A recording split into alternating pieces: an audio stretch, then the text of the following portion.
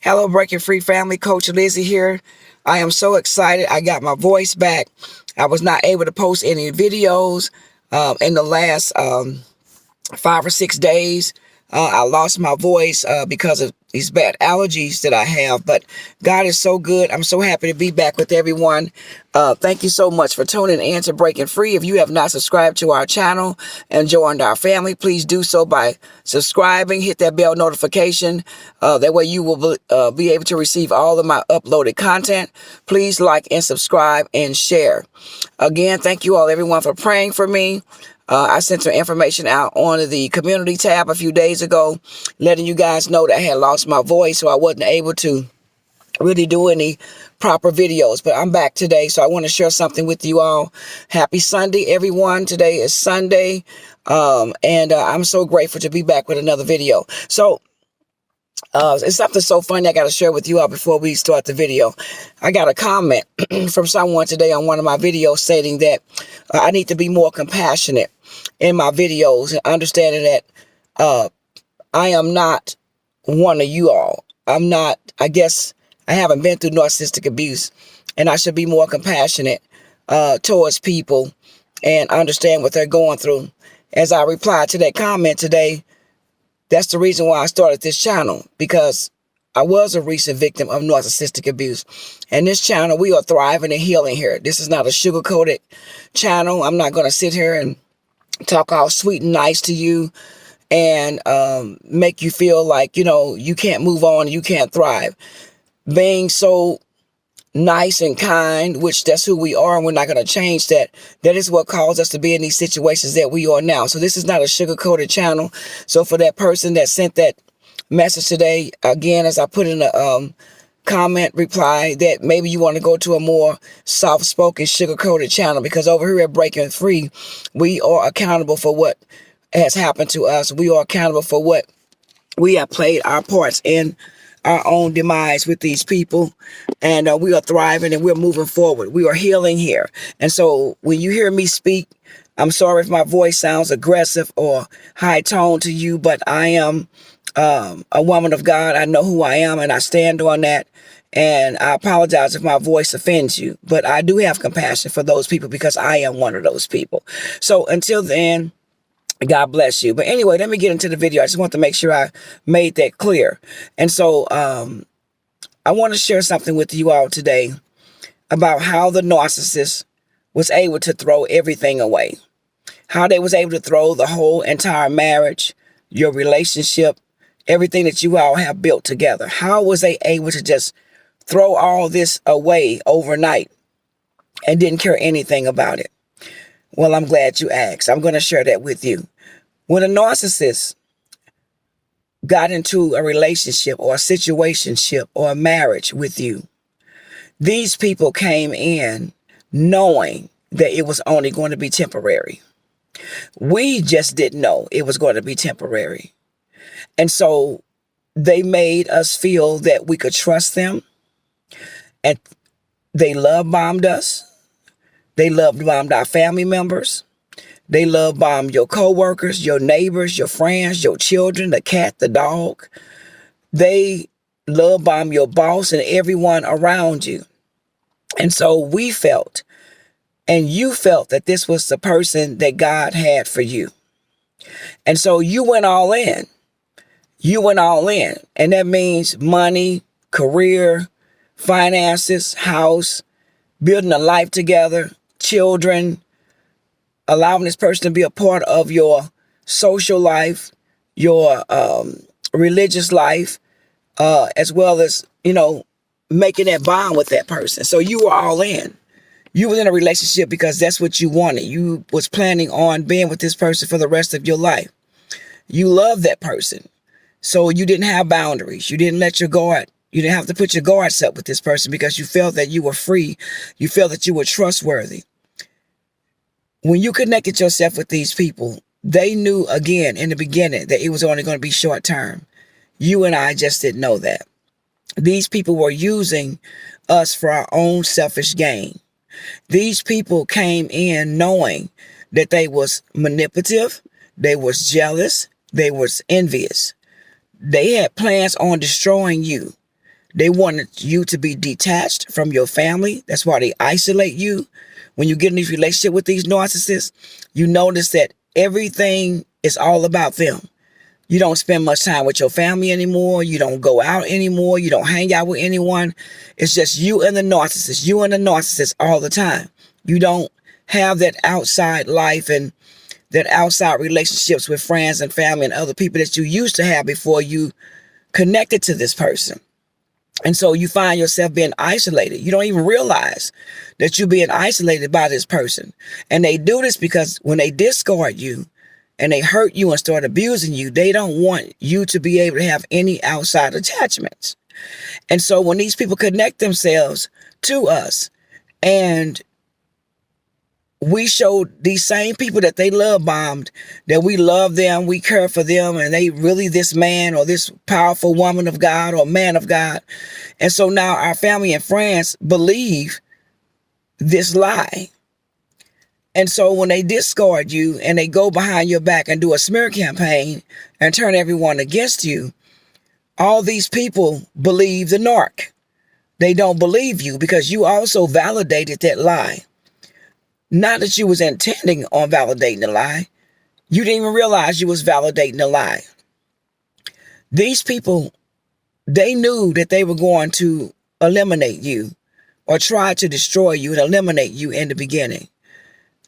These people were looking for low-hanging fruit, and we was that low-hanging fruit. We were high tolerance for abuse. Because every time this narcissist abused you, male or female, whether it was mentally, emotionally, verbally, if they cheated on you, we took them back. We ignored the red flags and pretended like nothing was happening. And they realized that we just kept taking them back. So they felt good about that. So we were good victims for them. We were really good victims. We were trained victims. We were all in. We were connected. We had that soul tie, that trauma bond. And so they knew that they could do whatever they wanted to do to us and we would stay until God ended the relationship. You didn't end the relationship, whether you discarded them or they discarded you. God ended the relationship because these people were not supposed to be connected to us. They gave it all up and threw it all away because they never loved you. They love the thought of you. They love the thought that, you can provide for them, whether it was sex, food, finances, supply, energy, your ministry, your job, your status. You made them look good. We made them look good. They stuck around because we made them look big. We made them look important. We made them look like they were somebody, even though they were nothing. And they were jealous of the fact that they know that the only way they were going to be looked at as somebody or something, that they had to be connected to us. And they were jealous of that. But behind the scenes, they would smile in your face. They would be intimate with you. But the whole time they was planning our demise. They gave it all up and threw it all away because they never really cared. They never really had an emotional or mental or spiritual connection to you. They never really loved you. Even though they had children with you, even though you might have stepchildren with these people, even though you might have been married, you all might have had everything anybody could ever even imagine having in a relationship. The narcissists don't care about throwing all that away because it means nothing to them. This is all about them. It's not about you. And they know that the relationship is surrounded by you. And it hurts them. And they're envious of that. And they're jealous of that. They want to tear you down because they can't stand to see you happy. They can't stand to see you have friends and families and businesses and ministries, and you're an entrepreneur, that you're making money, you're well educated, you're smart, people love you, you draw people to you. They had to attach themselves to someone like us because they can't draw people like that. They don't have that energy. They don't have that love and compassion. They have to draw by deception and deceit. We draw because we are love, and God loves us, and we have that loving spirit. So they throw it all away because it means nothing to them. They throw it all away because they was never meant to stay with you. They throw it all away and give it all up because there was never really a connection. There was nothing really there. And in my situation, I don't know if it's in any of you all's situation, but when a narcissist with me, he never really connected with any of my family. When they would have birthdays or celebrations or holidays, he would always say, "Oh, I'm busy. I have to study. I don't have time to go." And I never paid attention to the fact that this man was never spend time with my family. He would never do anything. But when his family came around, I catered to these people. I cooked for them. I raised their children. Helped raise their children. I gave them diapers and food from my food pantry. I cooked for these people. I cooked for his siblings. I took care of them. And when they would come to our home, I made sure they had the excellent stay, like they was at an Airbnb. And so, but when it came to my family, there was nothing there. There was no emotions. There was no smiling, no happiness, no energy. It was nothing. He was always distant. He always made excuses for not being able to, to participate in anything that we were doing. And that should have been a red flag for me right there. And it's sad that we have to see these things happen after the fact. But what I'm here to tell you today, the reason why that narcissist throws everything away is because, they never was intending on keeping it. They took your heart. They took your resources. They took your children. They took your time. They stole years. They stole your finances. They turned family members against you. They ruined some of you all mentally, emotionally, psychologically. Some of you all are having sleep apnea, a problem sleeping. You hyperventilate. Some of you all are having heart palpitation. Some of you all are having PTSD. Some of you all are having nightmares. Some of you all are afraid to get into new relationships. Some of you all are afraid to trust again. Some of you all have lost everything dealing with these people. They went to court. They lied. They tried to steal your children away from you. They turned your family members against you. And you can't seem to understand what is happening. What is happening is we have connected ourselves to a demonic spirit. They want to destroy the love of Christ in us. They want to destroy the relationship that we have with God so we can turn on God and blame God for what has happened to us. But on this channel, we don't blame God for anything. We blame ourselves partially, and we also blame the narcissist because we allowed these people to be connected to us that God never intended for us to be. So these people can throw away a marriage of 20 years, 30 years, 40 years. They can throw away a relationship where you done gave 110 and they gave nothing. You all can have children together. They'll walk away from you and your children and pretend like they never knew you. They'll treat you like they never even had a relationship with you. And this is where the silent treatment comes in too as well. They'll treat you like they never knew you. They won't speak to you. They'll treat you with this such disdain and contempt. They will treat you with this cold shoulder. They use the silent treatment as a way to control you because they want you to run after them and beg them to talk to you. But I'm telling you, you better thank God that they got their mouth shut. That narcissist I was with, I'm so glad he keep his mouth shut because every time he open up his mouth, he lying.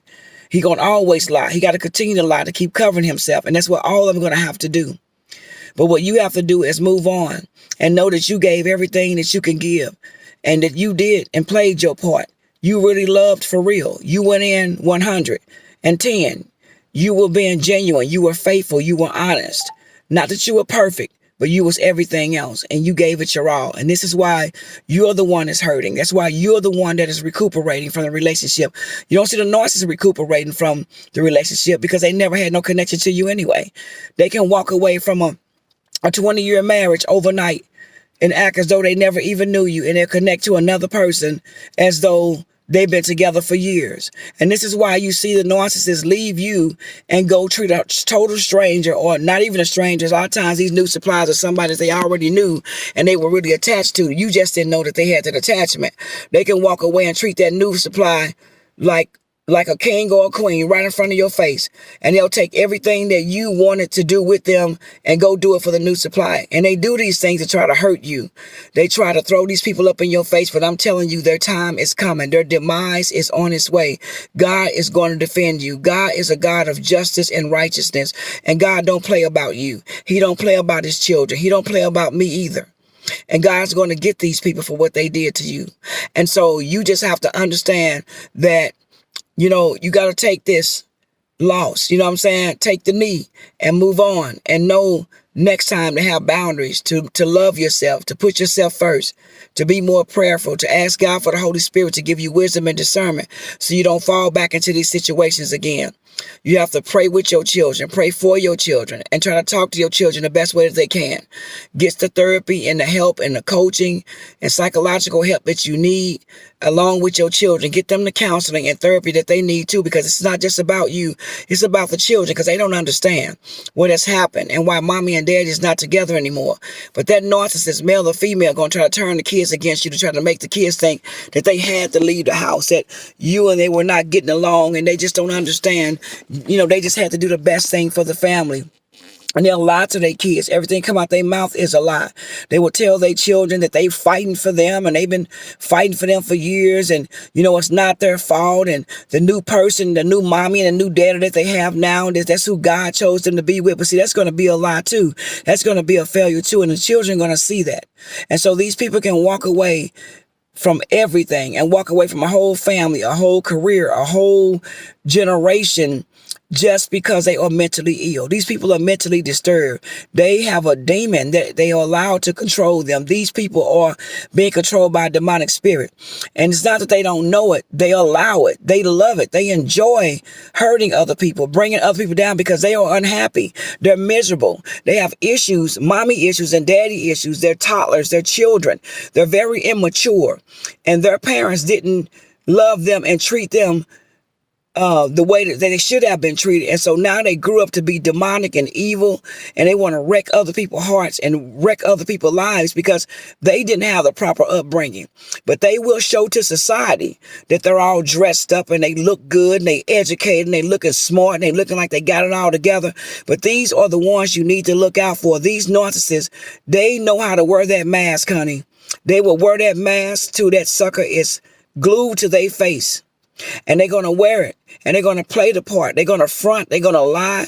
They're going to cheat. They're going to smear. They're going to do whatever they can to keep that mask on so people don't know who they are. So yes, they will leave everything and do away with everything just to prove a point, just so they can continue to look good, just so they can continue to play the victim.